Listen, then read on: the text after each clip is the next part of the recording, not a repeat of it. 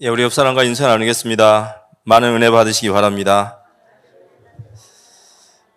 은혜는 하나님이 주시는 것이기에 저는 말씀을 전하고 또 하나님의 은혜가 우리 성도님들에게 임할 줄 믿습니다.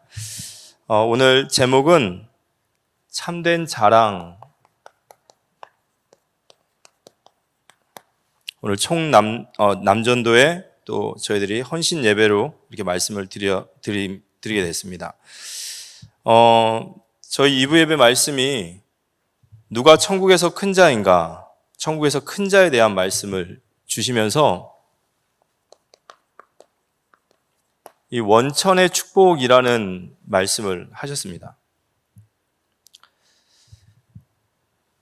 제자들이 예수님께 질문한 거죠. 누가 천국에서 큰 자입니까? 제자들은 여기에 굉장히 관심이 많죠. 그래서 내가 크냐 네가 크냐 서로 다투기도 하고 로비를 하기도 하고, 그런데 그들이 생각하는 큰 자와 예수님이 생각하는 큰 자는 상당히 갭이 있는 것 같아요. 그런데 예수님께서 그러한 질문에 어린아이를 가운데 세우셨죠. 이 성경에서 보면 어린아이는 이제 미련하다라고 말할 때도 쓰고요, 또 오늘같이 이렇게 천국의 큰 자라고 말할 때는 하나님께 순종하는 자를 말합니다. 어린아이의 특징은 결국 어린아이는 의지하는 자예요.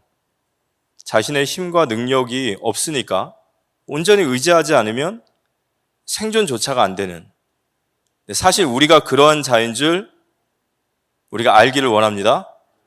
사실 진짜 그렇거든요. 너희 중에 주께서 주시지 아니하신 것이 무엇이 있느냐 하셨잖아요.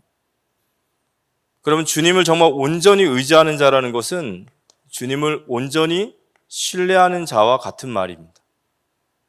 그리고 그 주님을 정말 신뢰한다면 그 주님을 따라가는 것이 어렵지 않죠. 이 어린아이의 특징인 거죠. 의지하고 또 신뢰하고 순종하고. 결국에는 누가 천국에서 큰 자입니까 할 때 결국 말씀을 따라가는 사람이에요. 우리가 말씀 따라간다는 것은 내 생각과 말씀이 부딪혔을 때, 상황이 맞지 않을 때, 그때도 하나님이 오르십니다. 역시 하나님을 제가 의지하죠 하고 갈 수 있는 우리 모두가 되어지기를 꼭 기도합니다. 이 사람이 천국의 큰 자란 말이에요. 그 말은 주님이 보셨을 때 크다 말하는 거예요. 아, 그래, 너가 크다. 너의 믿음이 크다. 네가 장성한 자다. 이렇게 얘기하시는 거죠. 그럼 어떻게 우리가 이 천국의 큰 자가 될 수 있을까요? 성경에서 이 원천의 축복이라는 제가 이 단어를 묵상하면서 우리가 천국에서 큰 자가 되어질 수 있고 어린아이가 될 수 있는 유일한 길은 뭐냐면 십자가의 대속의 은혜를 알고 믿는 자예요. 십자가의 대속의 은혜를 알고 믿는 자만이 천국의 큰 자가 될 줄 믿습니다. 여러분, 우리가요, 십자가를 몰랐을 때는 십자가를 바라보면 아무 감각이 없었어요.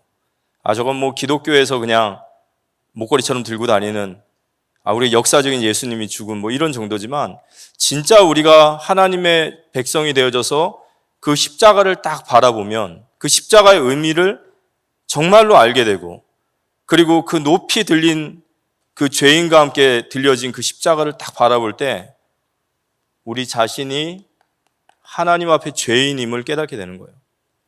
그 십자가에 달려야 될 그 당사자가 바로 제 자신이란 말이에요. 그 주님이 받으신 모든 수모와 그 부끄러움과 그 육신적으로나 영적으로나 받으셨던 모든 고통이 그 십자가에 벌거벗긴 채로 매달려야 될 그 자리가 바로 저와 여러분의 자리임을 고백합니다. 거기가 내가 달려야 될 자리였어요. 그런데 그 자리에 제가 달려 마땅한 저인데 제가 달려있는 것이 아니라 거기에 우리 주님이 달려 계시는 거예요. 그걸 우리는 뭐라고 하죠? 대속의 은혜라고 합니다. 나를 대속하신 그 은혜를 깨닫기 시작하는 거예요. 내가 저 자리에 마땅히 죽어야 될 그 십자가인데 우리 주님께서 그곳에서 저 수모를 당하셨구나. 그걸 알게 되는 거죠.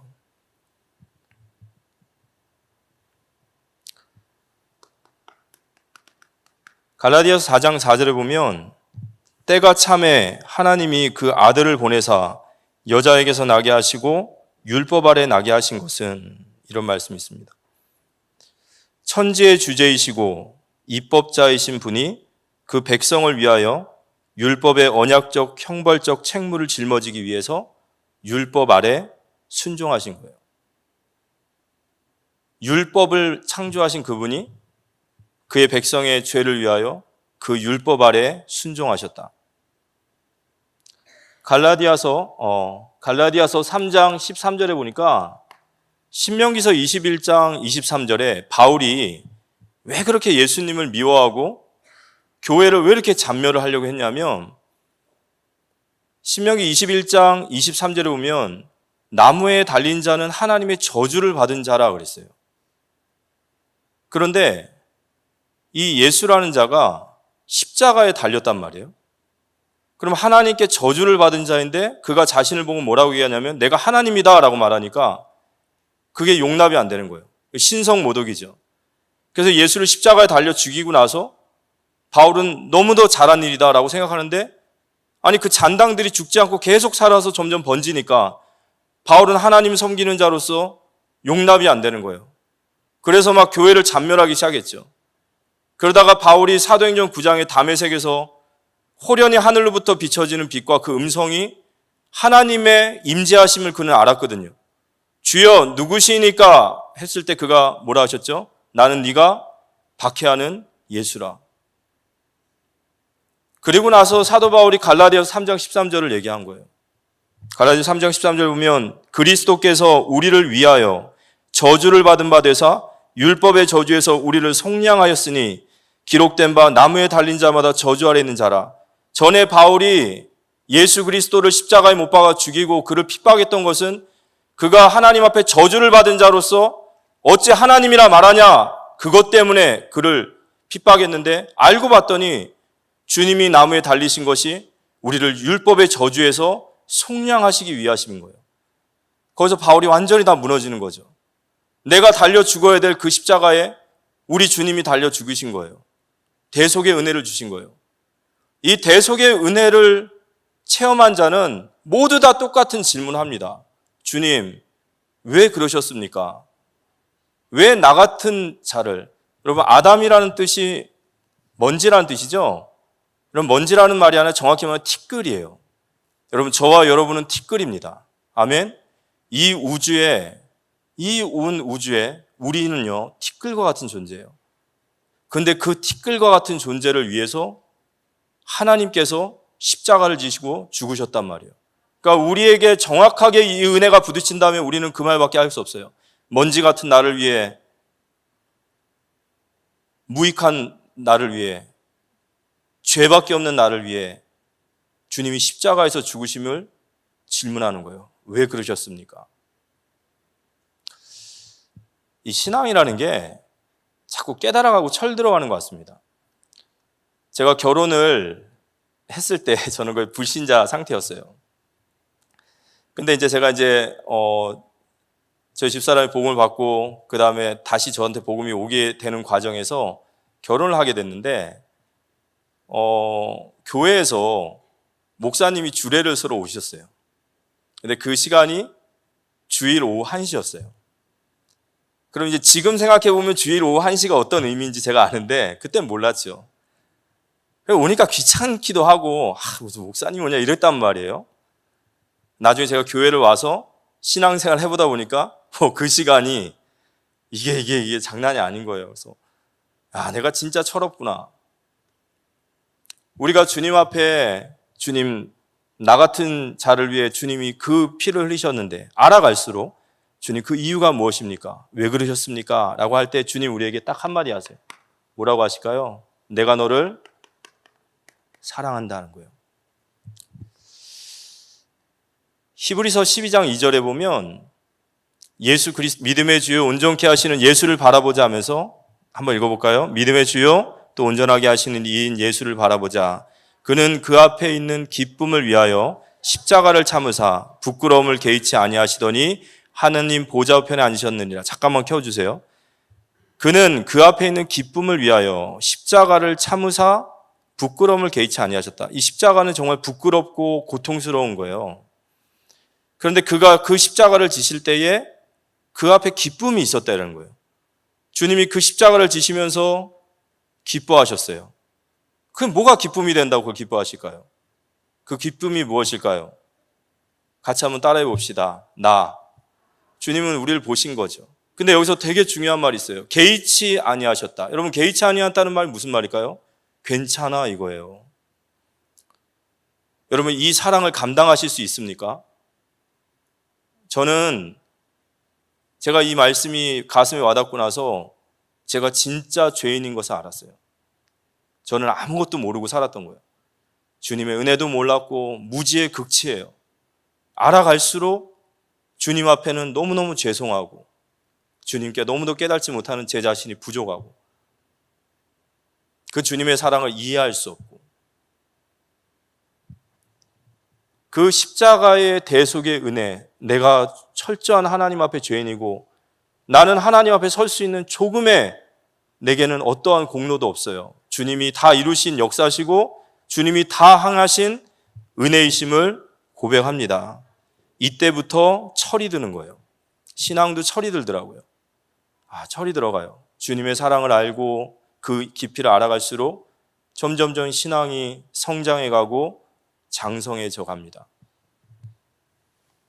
삶이 바뀌기 시작합니다. 그때부터 하나님이 은혜를 아는 자의 이제 삶이 시작되어지는 거죠. 그 은혜를 아는 거예요. 이 하나님의 은혜를 아는 겁니다. 이 은혜를 아는 사람의 특징은요, 정말로 우리가 하나님 앞에 드리는 많은 것들이 있죠. 근데 주님이 내게 주신 은혜에 비하면 아무것도 아니에요. 그 십자가의 은혜가 깊어질수록 내가 주님 앞에 드린 모든 것들, 그 주님이 나에게 베풀어 주신 은혜와 그 사랑, 거기에 비하면 아무것도 아닌 것을 고백합니다. 철이 자꾸 드는 거죠. 먼지 같은 나를 위해서 그 십자가를 지신 그 하나님의 크심을 자꾸 경험하고 전능하시고 정말 무한하시고 영원하시고 불변하신 그 하나님을 알아가면 알아갈수록 내 인생에 자꾸 가치관이 바뀌는 거예요. 우리가 신앙생활이 어려운 것은요, 가치관이 안 바뀌어서 그래요. 예를 들어서 우리가 믿음의 생활하는 사람 중에 어떤 사람은 굉장히 쉽게 하는데 어떤 사람은 굉장히 어렵지 않습니까? 그게 쉬운 게 아니라 당연한 거예요. 왜냐하면 가치관이 바뀐 거예요. 내가 하나님 앞에 나아가는 것들이 그렇게 바뀌게 되는 겁니다.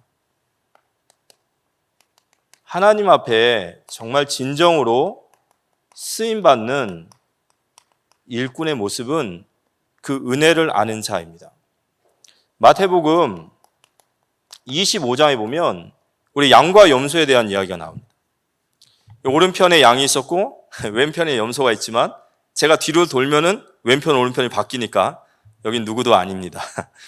오른편의 양에게 그래요. 예수님이 너희는 내가 줄일 때에 먹을 것을 줬고 내가 목마를 때 물을 줬고 내가 옷이 없을 때 내게 옷을 주지 않았냐? 고맙다. 그랬더니 그들이 뭐라고 그러죠? 주님, 내가 언제 그렇게 했습니까?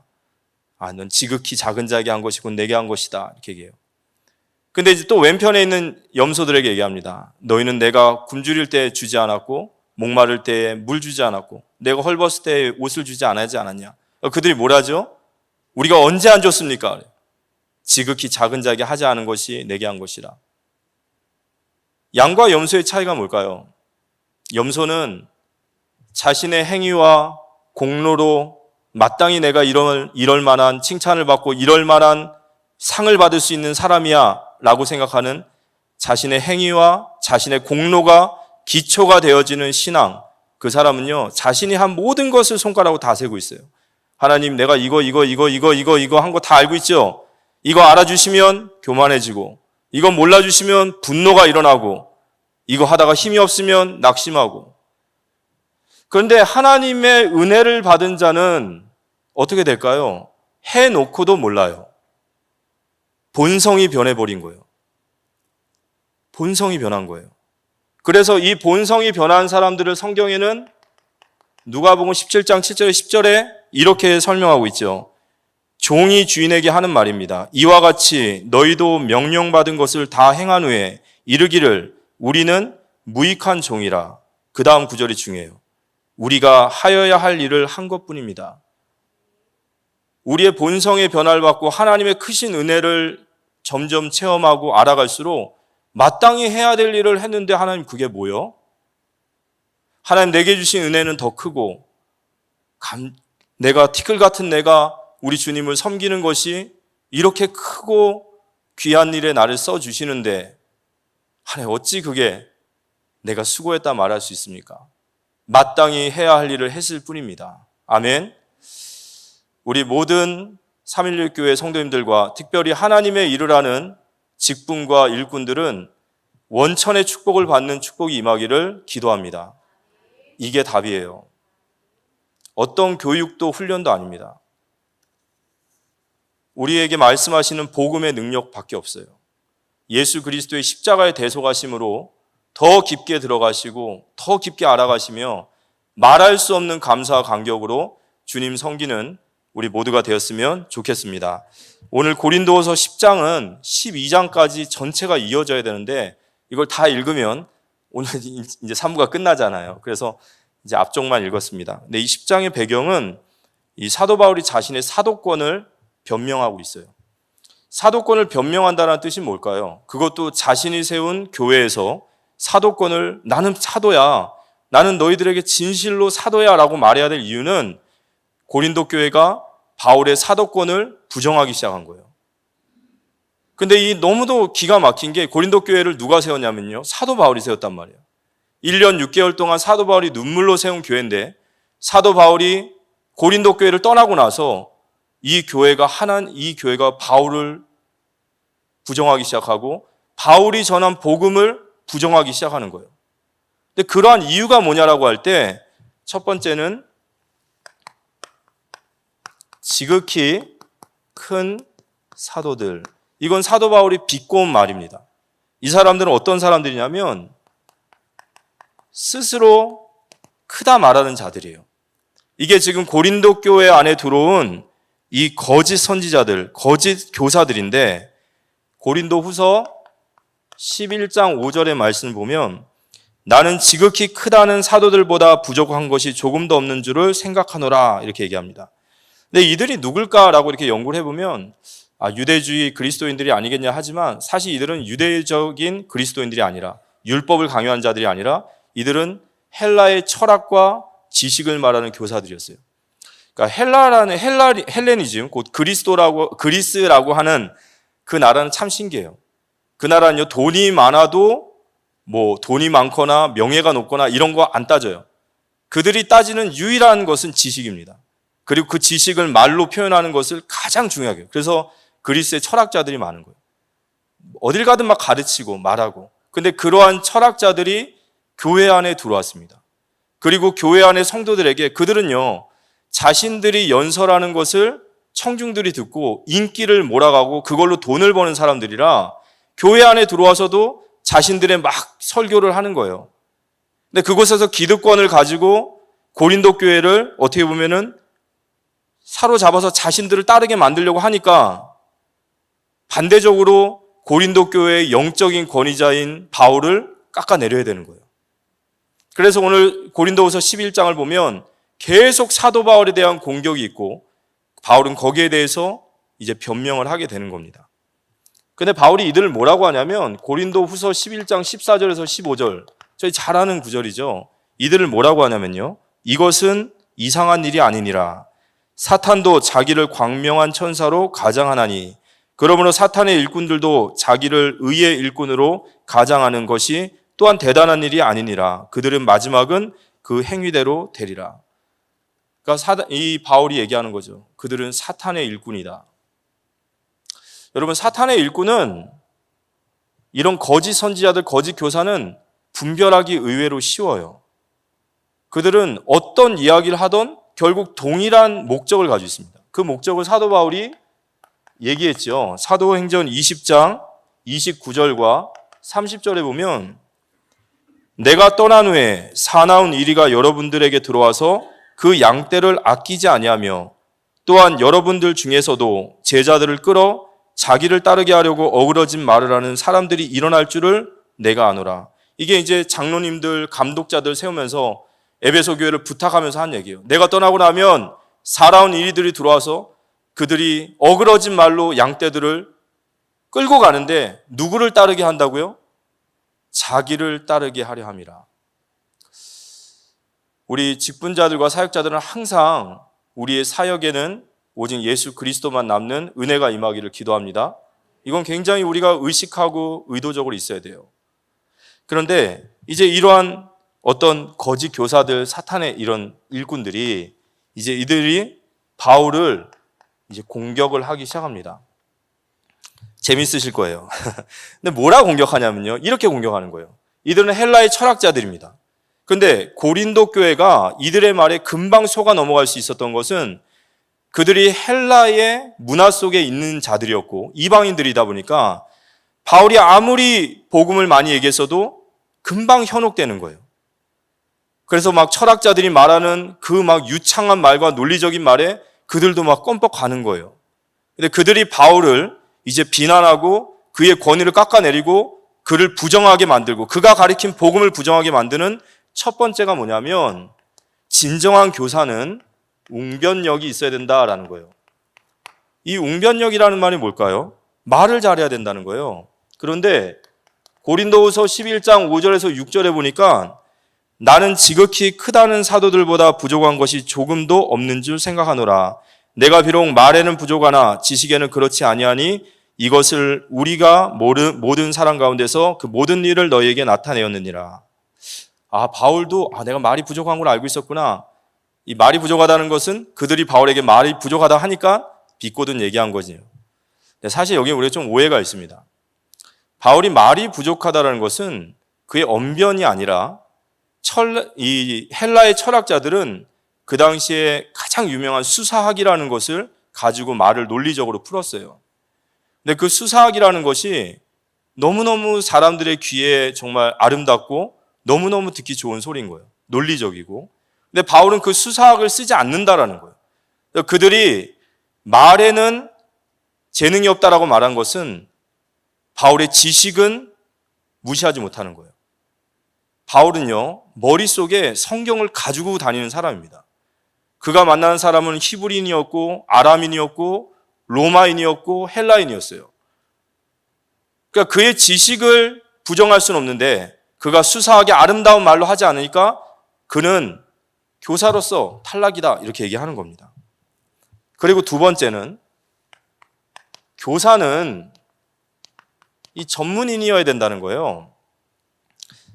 이 교사는 반드시 전문인이어야 된다. 근데 이 전문인이라는 것은 어떤 뜻이냐면 이 전문인인가 아닌가, 이 사람이 정말 누군가를 가르치는데 그게 전문인인가 아닌가를 판별할 수 있는 길은 뭐냐면 이 말을 가지고 설교를 하고 연설을 하는 사람들의 네 가지 생계 방법이 있어요. 첫 번째는 후원자가 생기는 겁니다. 이 사람이 워낙에 연설을 잘하니까 진짜 후원자가 딱 붙어서 이 사람을 전폭적으로 지지하는 거예요. 이 사람 너무 잘하니까. 플라톤 같은, 소크라테스 같은, 이런 사람이에요. 또 어떤 사람이냐면요. 그때 연설할 때마다 연설한 비용을 받는 사람들이 있었어요. 제가 연설을 하고 나면 청중들이 저에게 돈을 주는 거예요. 오늘 연설 기가 막혔습니다 하면서. 이걸로 생계를 꾸리는 사람이 있어요. 어떤 사람이 또 있냐면요. 구걸하는 사람이 있었어요. 이 헬라의 철학자들 중에 실제로 구걸해 가면서 연설한 사람이 있었어요. 그리고 마지막으로 이것도 안 되는 사람은 뭐 하냐면 노동을 하는 거예요. 근데 바울은 안식일날 회당에 들어가서 복음을 전하고 주일날은 온전히 고린도 교회를 섬기지만 나머지 모든 요일은 뭐 했을까요? 자신의 작업장에서 열심히 일을 한 거예요. 그럼 어디에 속하죠? 4등급.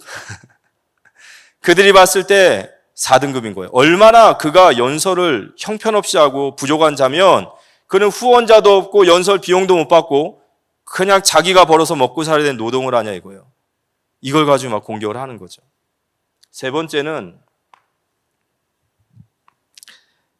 육체의 아름다움, 그들은요 육체의 아름다움도 참 교사로 봤어요. 이게 참 이제 곤란한 문제에 걸린 거예요. 저 같은 경우에도. 근데 이들은 아름다워야 돼요. 신체적으로도 건장하고 얼굴도 잘생기고 또 제스처가 좋아야 됩니다. 연기를 해야 돼요, 정말. 그 사람들이 잘한 거예요. 왜냐하면 이 헬라의 철학자들, 헬라 사람들은요, 이 연설을 하는 사람들을 신의 정령 정도로 봤어요. 아주 막 그런. 이 사람들은 막 외모적으로도 아름답고 그래야 돼요. 근데 바울은 어땠을까요? 바울은 대머리에다가 안질도 있었다고 그러고 고생도 숱하게 했다 보니까 이 외모가 진짜 너무 아닌 거예요, 행동이. 그래서 바울이 여기에 대해서 뭐라고 말하냐면요. 고린도 후서 10장 7절에 보니까 너희는 외모만 보는도다 이렇게 얘기를 해요. 외모가 아닌 거예요, 너무. 그러니까 이 신의 정령, 뭔가 신령한 느낌이 없는 거예요, 그죠? 설교자들도 좀 잘생기고 봐야 되는지, 아니 운동도 해야 되는지, 제스처도 막 해야 되는지, 어쨌든 그런 시대에 안 태어난 게 다행인 줄 믿습니다, 저는. 자, 그리고 네 번째는 신적 기원이라는 게 있어요. 이게 무슨 말이냐면 이 그리스 사람들은 생각보다 되게 미신적이에요. 그래서 어떤 연설을 최고로 여기냐면 신의 계시를 실제로 받고선 하는 연설을 최고로 봤어요. 여러분 그 소크라테스의 책 보면은 소크라테스의 다이몬이라는 책이 있습니다. 그 책은 뭐냐면 소크라테스는 항상 자기의 머릿속에서 말하고 있던 존재가 있었대요. 늘 자기한테 얘기했다는 거예요. 그걸 다이몬이라고 하는데 그 다이몬이라는 존재는 신과 인간계를 연결하는 신령한 존재예요. 지금 우리로 말하면 뭐죠? 무당이에요. 소크라테스가 설교를 할 때 늘 지금 내게 말씀하십니다 라고 하는 거예요. 신적 기원이 있다는 거예요. 놀랍지 않습니까? 그걸 굉장히 높게 본 거예요. 그런데 바울은 그러한 제스처가 없어요. 바울은 기껏 하는 게 맨날 뭐지? 어디 가면 뭐 들고 다녀요? 이것만 들고 다니는 거예요. 헬라의 철학자들은 맨날 지금 내게 오시는 신이 지금 나에게 말씀하십니다. 이겁니다. 여러분 와 그런데 맨날 바울은 이거 들고 와가지고 맨날 성경이 하나님 말씀이 오직 그러니까 그들에게 보기에는 이게 아닌 거예요. 그들의 철학자들이 말하는 기준 앞에 하나도 걸리는 게 아닌 거예요. 그래서 이 말을 듣고 이 고린도 교회의 사람들이 바울을 떠나기 시작하는 거예요. 1년 6개월 동안 하나님의 말씀으로 그렇게 말씀으로 전했는데 떠나는 거예요. 여기에 우리의 교회 사명이 있는 줄 믿습니다. 우리가 사역을 하다 보면 또 우리가 누가 양육을 하다 보면 이 사람이 잘 성장을 해서 나와 함께 있던 나를 떠나던 어딜 가든지 간에 정말 굳건하게 서서 또다시 그런 사람으로 세워지는 게 너무 귀하지 않습니까? 근데 이 사람이 하나님을 떠나고 복음을 떠나는 것들 이게 사도 바울에게 너무 가슴 아픈 거죠. 그래서 사도 바울의 변명이 시작이 되어집니다. 어리석은 자의 변명이라고요. 고린도후서 11장 1절에 보니까 원하건대 너희는 나의 좀 어리석은 것을 용납하라. 청하건대 나를 용납하라. 바울이 고린도 사람들에게 어리석은 자의 변명을 들으십시오라고 얘기를 합니다. 이거는 거짓 선지자들의 반대어예요. 그들이 스스로 자기를 높다 말하고 스스로 자기를 지혜롭다 말하니까요. 바울은 나는 어리석은 자다 얘기합니다. 근데 그 속에는요. 비꼬는 말이 있어요. 나는 1년 6개월 동안 너를 위해 이렇게 가르치느라 힘써도 변하지 않았는데 어찌 너희들은 그 말 몇 마디 듣고 변할 수 있냐. 그들이 참 크도다 이런 얘기죠. 근데 바울이 그 다음 하는 말이 참 중요합니다. 바울이 뭐라고 말하냐면요. 고린도서 11장 2절 3절 같이 한번 읽어볼까요? 내가 하나님의 열심으로 너희를 위하여 열심을 내노니 내가 너희를 정결한 처녀로 한 남편인 그리스도께 드리려고 중매함이로다. 그러나 나는 뱀이 그 관계로 하와를 미혹한 것 같이 너희 마음이 그리스도를 향하여 진실함과 깨끗함에서 떠나 부패할까 두려워하노라. 바울이 그들에게 바울을 떠난 그들에게 바울이 얘기하는 거예요. 나는 너희 앞에 중매자였을 뿐이다.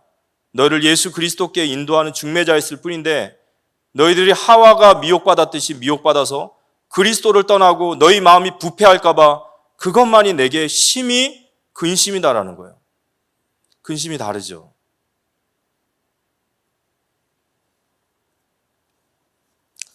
바울이 지금부터 자기 변명을 하는데요. 뭐 저런 거 변명할까? 그냥 그러면 그런가 보지 할 수 있죠. 근데 여러분 그것도 아셔야 됩니다. 바울이 사도권을 변명하는 것은 내 자신을 디펜스하는 게 아니에요. 자신의 사도권이 무너지면 자신이 전한 복음도 무너지는 거예요. 바울은 자신을 위해 사는 사람이 아닙니다. 바울은요, 정말 예수 그리스도를 닮은 제자예요. 그의 근심은요, 그가 1년 6개월 동안 말씀을 먹이고 그리스도께 가까이 갔던 교회의 성도들이 주님을 떠나는 모습들이 안타까운 거예요. 그래서 그가 적극적으로 변명하기 시작합니다. 돈을 받지 않은 것. 바울이 돈을 받지 않은 이유는 고린도 후서 11장 7절에서 15절까지 말씀해 보면 두 가지가 있습니다.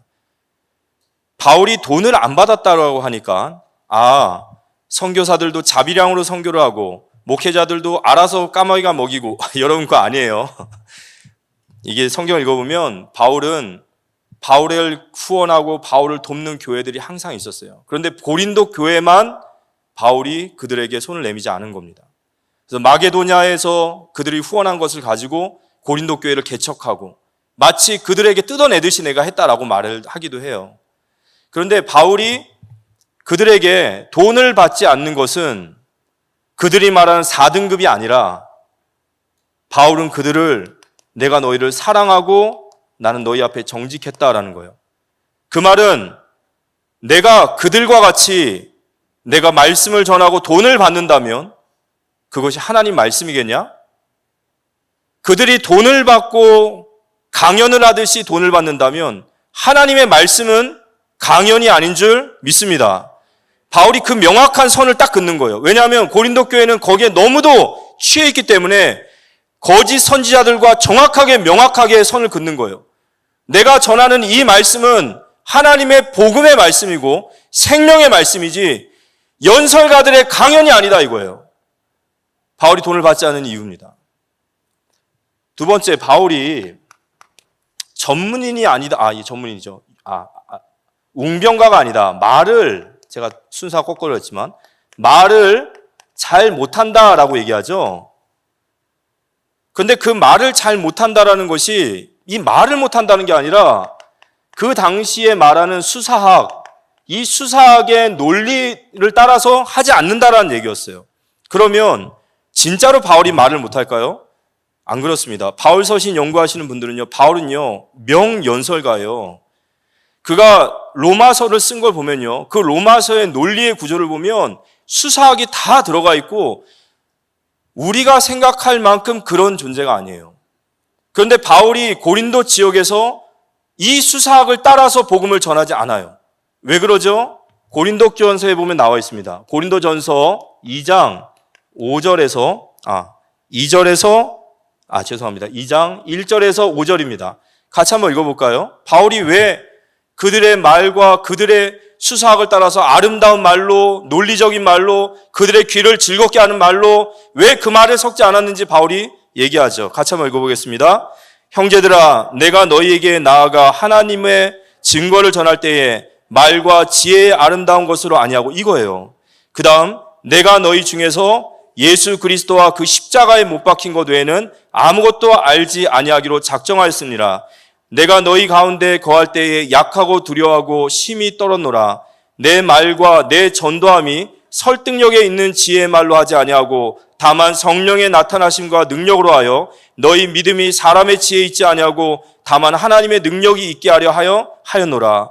바울은 내가 수사학으로 그들을 설득하고 그들의 말로 그들을 설득해서 그들이 믿게 하는 것은 복음의 능력이 나타나는 일이 아니라는 것을 아는 거예요. 복음 자체가 능력이고 그 말씀의 십자가의 복음이 나아갈 때 그들의 양심의 하나님의 거듭남이 일어나게 될 줄 믿습니다. 바울은 수사학을 못해서 하는 것이 아니라 그 거짓 선지자 같이 말과 아름다운 말로 나는 하지 않으나, 우리가 현장에서 복음 전하고 말씀 전할 때에 우리의 아름다운 말과 지혜가 아니라 원색적인 복음의 말씀이 선포되어지는 우리 모두가 되었으면 좋겠습니다. 복음의 능력을 믿고 도리어 자제한 것이죠. 그러면서 바울은 외모가 안 좋다라고 하죠. 근데 바울이요, 자신의 약함을 자랑하노라 라고 말하면서 그 말에 대한 이야기를 합니다. 고린도후서 11장 22절에서 우리 27절까지 한번 읽어보겠습니다. 고린도후서 11장 22절에서 27절. 이 바울이 그들이 하도 자랑을 하니까 나도 부득불 한번 너희 그런 자랑 좀 한번 해보자 라고 하면서 바울이 자랑하는 겁니다. 같이 한번 자랑해본대요.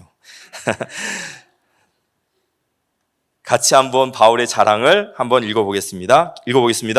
그들이 히브리인이냐 나도 그러하며, 그들이 이스라엘인이냐 나도 그러하며, 그들이 아브라함의 후손이냐 나도 그러하며, 그들이 그리스도의 일꾼이냐 정신없는 말을 하거니와 나는 더욱 그러하도다. 내가 수고를 넘치도록 하고 옥에 갇히기도 더 많이 하고 매도 수없이 맞고 여러 번 죽을 뻔하였으니 유대인들에게 40에서 하나 감한매를 5번 맞았으며 3번 태장으로 맞고 1번 돌로 맞고 3번 파선을 하고 1주야를 깊은 바다에서 지냈으며 여러 번 여행하면서 강의 위협과 강도의 위험과 동족의 위험과 이방인의 위험과 신의 위험과 광야의 위험과 바다의 위험과 거짓 형제 중의 위험을 당하고 또 수고하며 애쓰고 여러 번 자지 못하고 줄이며 목마르고 여러 번 굶고 춥고 헐벗었노라. 바울은 뭘 자랑하죠? 내가 너희와 다른 것이 뭔지 아냐? 내가 거짓 사도가 아니라는 것이 증거가 뭔지 아냐? 진정한 사도는 그리스도와 교회와 성도를 위한 고난이 있어야 돼요. 그 고난이 사도의 진정한 증거이심을 믿습니다. 그들은요, 외모를 자랑해요. 얘기하는 겁니다. 너희들이 자랑하는, 그래, 얼굴이 잘생겼다. 그리고 그래, 니는 몸도 좋다. 니네는 말도 잘한다. 너희들이 사람들한테 칭찬을 받고 너희들 사람들한테 높임을 받고 그게 너희들에게 자랑이라고 하느냐? 그러면서 너희가 그리스도의 일꾼이라고 말을 하냐? 정신없는 소리 하지 마라. 진정한 그리스도의 일꾼은 교회를 위하여 고난받은 증거가 있어야 됩니다. 아멘. 갈라디아서 6장 17절에 이후로 나를 괴롭게 하지 마라. 내 안에 내 몸에 그리스도의 흔적이 있노라 그랬어요. 우리 316교회 모든 일꾼들, 직분자분들은 그러한 흔적과 증거가 있음을 믿습니다. 이게 진정한 사도의 증거라는 거예요. 그리고 마지막으로 그들이 뭐라고 했죠? 신적 기원이 없다고 하죠. 그래서 사도 바울이 고린도후서 12장을 쓰게 된 거예요. 고린도후서 12장은 사도 바울이 3층 천에 올라가서 지극히 크신 하나님 앞에 선 이야기예요. 그러니까 너무 크신 계시를 받은 거죠. 그래서 바울의 여러 계시를 받은 것이 크므로 이렇게 나오죠. 이게 고린도후서 12장의 말씀입니다. 바울이 3층 천에 가서 하나님을 배웠고 말로 형용할 수 없는 신비를 체험했어요. 그거 가지고 이제 얘기하면 되는 거예요. 내가 3층 천에 올라갔는데 하나님이 내게 직통으로 계시하셔서 내가 전하는 복음이 하나님의 계시다. 어떻게 될까요? 와! 그런데 바울이 어떻게 합니까? 고린도 후서 12장 6절에 보니까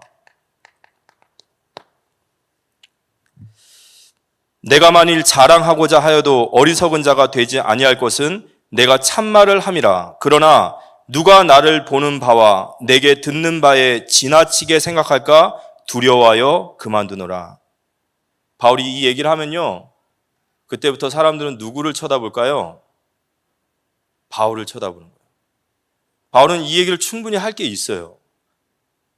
충분히 자신의 자랑이 될 수 있어요. 그런데 하나님의 영광을 가리고 하나님의 나라가 세워지지 않을 때는 그 자랑을 절제하는 겁니다. 우리가 그리스도의 일꾼이 맞다면 우리도 바울과 같이 나의 자랑, 내 권리, 내가 할 수 있는 것들 때로는 절제하고 내려놓을 수 있음이 믿습니다. 우리가 직분 감당함에도 그래요. 누구나 다 이 직분 다 감당할 수 있죠. 누구나 다 기능이 있죠. 누구나 다 할 수 있죠. 하지만 우리는 하나님이 세우신 교회의 질서에 순종하고, 그게 우리는 하나님께 순종함으로 받는 거예요. 그래서 부족한 제가 섰을 때도 우리 성도님들께서 하나님의 말씀으로 들어주시는 겁니다. 주님이 세우신 직분자들, 주께서 세우셨기 때문에 우리는 그 직분을 인정하고, 그리고 내게 맡겨주신 것에 충성하고, 때로는 내가 더 잘할 수도 있고 내가 더 할 수도 있지만, 이게 주님의 교회를 세우는 질서 안에 부족하다면 내려놓을 수 있는 그 은혜도 우리에게 임하기를 기도합니다. 이게 진짜 주님 사랑하는 자예요. 이게 진짜 철든 사람이란 말이에요. 우리 사랑하는 장로님들은, 장로는 교회 어른이죠. 장로님은 교회 어른이십니다.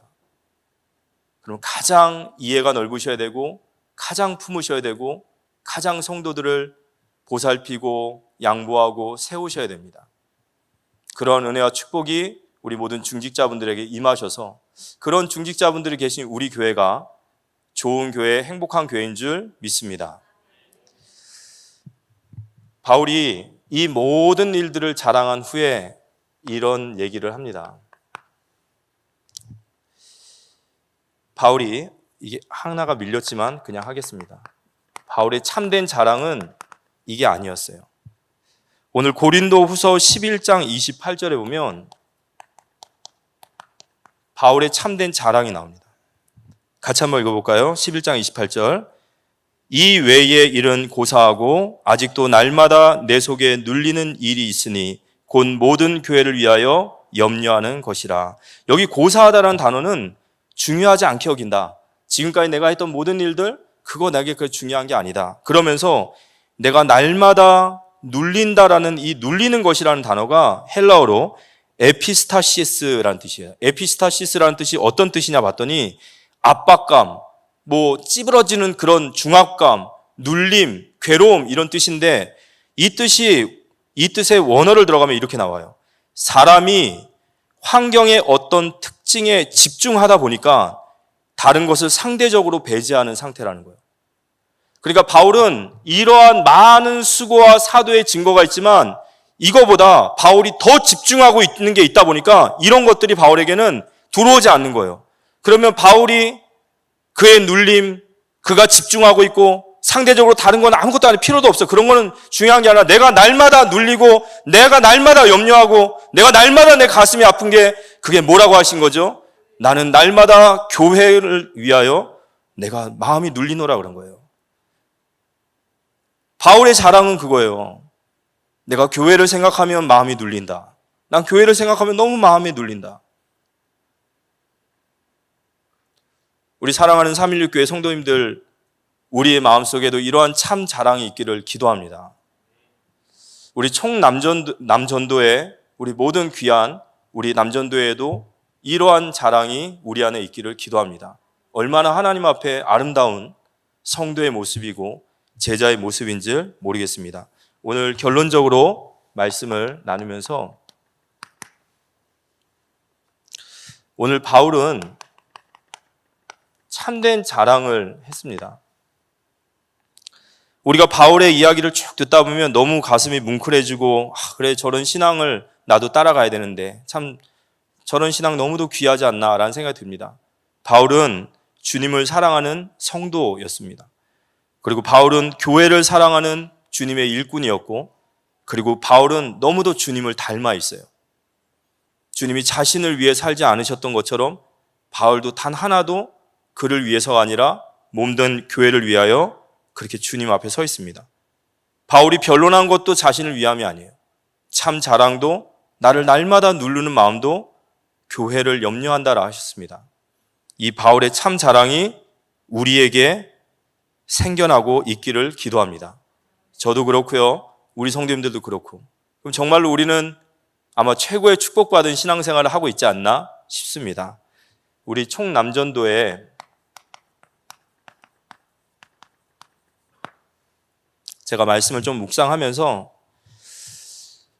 이 교회의 표지라는 게 있습니다. 우리가 이 로마 카톨릭 교회, 천주교와 보편교회를 같이 하지만 우리 개혁파 교회, 개혁주의 우리 장로교, 개혁주의는 이 세 가지 표지가 있어야지 교회라고 얘기를 해요. 이 세 가지 표지 중에 첫 번째는 하나님의 올바른 말씀 선포가 있어야 교회다 이겁니다. 그리고 두 번째는 주께서 지정하신 성례를 행하는 것이 교회예요. 세례와 성찬. 그리고 세 번째가 교회는 권징과 치리가 있어야 된다라고 합니다. 세 번째 되니까 은혜가 안 돼요. 그렇죠? 치리하니까. 근데 여러분 권징과 치리는요 그런 게 아니에요. 권징과 치리는 교회에 있어야 됩니다. 그 이유는 뭐냐? 성도를 방치하지 않는다라는 뜻이에요. 성도가 그리스도의 몸이 된 성도가 계속 말씀 앞에서 그가 자라나고 올바른 성도가 되어질 수 있도록 교회는 끊임없이 그를 방치하지 않고 돌보는 것이 그게 권징과 치리입니다. 그렇다면 오늘 총남전도회의 이 말씀 속에서 좀 제가 전하고 싶은 건 그거예요. 종교개혁자들이 종교개혁의 두 가지 큰 그들은 과업을 가지고 있었습니다. 종교개혁의 두 가지는 하나는 교육개혁이었어요. 왜냐하면 고린도 교회와 같이 저는 어린 교회는요 계속해서 유혹받고 복음을 떠난단 말이에요. 그래서 하나님의 말씀의 교육을 통해서 그들을 장성한 자로 세워가는 것이 그게 종교개혁의 첫 번째 목적이었습니다. 두 번째는 뭐냐? 바로 정치였어요. 교회의 정치라는 것은 바로 권징과 치리인 교회를 어떻게 돌봐야 될 것인가, 우리가 성도들을 어떻게 돌봐야 될 것인가, 여기에 대해서 정치적으로 행정적으로 준비하는 것이 바로 초대교회의 가장 중요한 그들의 과업이었어요. 그래서 그들은 늘 두 가지를 생각했습니다. 교회를 세워야 되고 세운 교회를 지속해야 된다. 우리 총남전도회, 하나님이 세우신 교회 안의 기관이죠. 그러면 우리의 사명은 어떤 직분에 있든지 간에 늘 같아요. 우리의 사명은요, 교회를 세우는 것입니다. 아멘? 우리가 어떤 직분을 맡고 있던, 어떤 일에 충성하던 그 일은 모두 다 교회를 세우는 일이에요. 그래서 우리 남전도회가 특별히 해야 될 저는 사명이 이거라고 생각해요. 우리 남자 성도님들을 깨워주십시오. 우리 남자 성도님들을 깨우셔야 돼요. 남전도회를 교회 안의 기관으로 둔 것은, 특히 여기에 남이라고 붙은 것은 남자 성도들을 한 명도 빠지지 말고 모두 다 돌보기 위함입니다. 그러면 우리 총남전도의 첫 번째 사명은, 그리고 우리가 해야 될 수건 사업은 잠자는 우리 남자 성도님들을 깨워주시기 바랍니다. 이 사역을 하셔야 돼요. 잠자는 자들을 일으켜 세우셔야 돼요. 아멘? 제가 처음에 교회를 왔을 때 저는 목사로 오지 않았겠죠? 제 처음에 교회 와가지고 목사님이 저 이렇게 1차 합숙 갔다 오고 나서 교회 앞에 서서 아이고 잘했다라고 칭찬하실 때 저한테 뭐라 하는지 아십니까? 저거 신앙생활 할까라고 그랬대요, 저한테. 제가 처음에 교회 왔을 때 머리는 노란색으로 왔어요. 그리고 아주 저는 정말 세상에서 달티 다른 사람이었습니다. 그랬던 사람이 은혜를 받고 여기 와 있으니까 얼마나 그랬겠습니까? 그런데 제가 교회에 뿌리 내리게 된 그 중요한 역할 속에 하나가 우리 남전도회였어요. 우리 여기 계시지만요, 우리 장로님도 계시고, 저 그때 같이 저희 남전도회 때 저희 집도 5층 그 엘리베이터 없는 집에 와서, 에어컨도 없는 집에 와서 말씀 전해주시고 또 저랑 교제해 주시고, 그러한 것들이 중요합니다. 그래서 우리 총남전도회는 교회를 세우시고 특히 우리 남자 성도들을 깨우시는 역할을 해주시기 바랍니다. 두 번째는 세워진 교회를 이제는 지속해야 되는 거예요. 우리가 정말 세웠다면 이 교회를 어떻게 우리가 계속해서 지속해서 나아갈 수 있을까라는 것을 우리는 고민하고 계속해서 고민해야 되는 거죠. 그래서 양육이 필요하고 그 양육받은 성도들이 우리 남전도회와 같은 일꾼으로 세워져서 교회를 세우고 또 교회를 지속하는 일에 계속해서 순환적인 관계가 일어나야 되는 것이 우리 남전도회의 사명인 줄 믿습니다. 그리고 마지막으로 세 번째, 오늘 바울의 이러한 것들을 보니까 굉장히 생각이 많아요. 굉장히 디테일하죠. 우리가 사랑을 하게 되면 눈이 청개가 된다라는 속담이 있답니다. 근데 그건 맞는 것 같아요. 우리가 무엇인가를 누군가 사랑하면요, 안 보이던 것들이 보이고 굉장히 열정적으로 적극적으로 되어질 거예요. 우리가 무엇을 하기 전에 우리 총남전도회가 정말로 교회를 세우고 교회를 지속할 일에 하나님 우리가 뭘 해야 될까요? 하나님 우리가 여기에 어떻게 무엇을 하기 원하십니까? 라고 질문하기 시작하신다면 하나님은 바울에게 주셨던 지혜를 우리 남전도에 부어주실 줄 믿습니다. 중요한 것은요, 주님 사랑하는 마음이에요. 그리고 교회를 사랑하는 마음이 있다면 그 질문하는 자에게 하나님은 하늘의 지혜를 부어주실 줄 믿습니다. 오늘 마지막으로 우리 교회 기도 제목을 좀 함께 나누겠습니다. 첫 번째로는 우리 교회가 이걸 제가 미리 좀 발표를 해도 될지 모르겠지만 발표하겠습니다. 316 교회는 전도하는 교회다. 이게 목사님께서 우리 교육자들에게 전달해 주신 내용이에요. 316 교회 하면 어떤 교회냐? 어떤 교회라고요? 전도하는 교회다. 어쩌면 우리에게 주신 정말 큰 은혜입니다. 그 특별한 하나님의 은혜이시거든요. 우리 316 교회는 전도하는 교회입니다. 그리고 우리는 후대를 어떻게 키우냐? 많은 일들이 있지만 우리는 후대들에게 말씀을 앉아서나 서서나 계속 먹이는 말씀의 암송에 집중하는 우리 교회다라고 말씀하셨어요. 이 두 가지를 꼭 마음에 담아두시고 그 일에 헌신하고 기도해 주시기 바랍니다. 5월 11일 날이 저희 교회가 34주년, 설립한 지 34주년 우리가 기념 예배가 있습니다. 우리가 34년 동안 한결같이 하나님 우리를 인도해 주신 그 하나님 앞에 감사하고 영광 돌리는 귀한 축제의 장이 되었으면 좋겠습니다. 어떻게 하면 우리가 하나님께 영광 돌려드릴 수 있을까? 모든 부서들이 다 머리를 맞대고 같이 기도했으면 좋겠습니다. 5월 18일부터 21일까지는 무슨 일이 있을까요? 바로 우리 교회에서 전도 세미나가 있습니다. 이 전도 세미나를 통해서 하나님 우리에게 하나님의 새 은혜가 부어질 수 있도록, 그리고 정말 우리 316 교회가 전도하는 교회로서 지금까지 해왔지만 다시 한번 우리 교회의 이름처럼, 요한복음 3장 16절의 이름처럼 우리 교회가 그런 전도하는 교회로 도약할 수 있도록 하나님의 특별한 은혜가 우리에게 임할 수 있도록 함께 기도해 주시기 바랍니다. 그리고 한 가지 더 말씀드린다면 5월 13일 날 우리 서울 구치소 남사에 우리 목사님께서 말씀 증거해 주시러 가십니다. 우리 성도님들이 시간이 되시고 또 시간을 내셔서 그런 현장들은 함께 오신다면 정말로 영적으로나 굉장히 큰 영적인 눈을 열게 되실 겁니다. 그 속에 우리 죄수분들, 그분들을 향해서 복음이 선포되고 그분들이 하나님 앞에 회심하는 모습들을 정말 볼 수 있다는 것은요, 정말 귀한 축복의 자리입니다. 서울 구치소 사역을 위해서 기도해 주시기 바라고, 또 말씀 증거해 주시는 우리 목사님 위해서 우리 함께 기도해 주셨으면 좋겠습니다. 우리 바울은 참된 자랑을 했습니다. 거짓 사도들과 말하는 자랑과 달랐습니다.